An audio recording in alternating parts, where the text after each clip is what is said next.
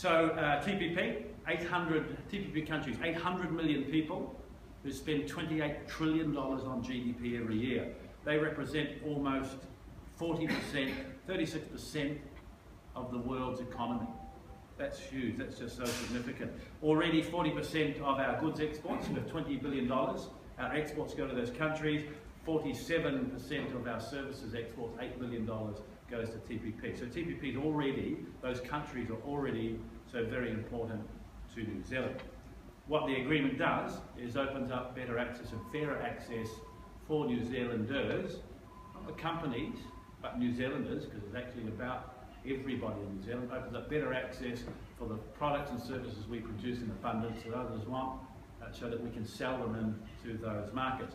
But more than that, and I think most significantly for my area of the country, and Nick here for yours, it opens up New Zealand to fair access to a regional supply chain, which by the way is actually a global supply chain.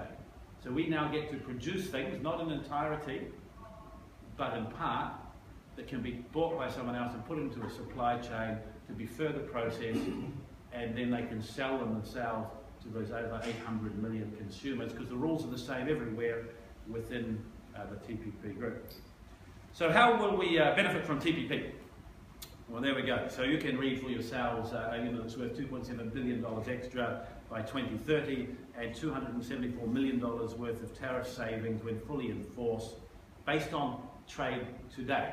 Not future opportunity, but based on how we trade today. So as a country, we're not going to become wealthier or build strong growing economies by trading merely with ourselves. In fact, we can't, because we produce far too much of quality to be able to consume. You know, I often hear people say, why don't we process more timber in New Zealand and use it here? Because we have more trees available to us than we could use ourselves. Those trees were planted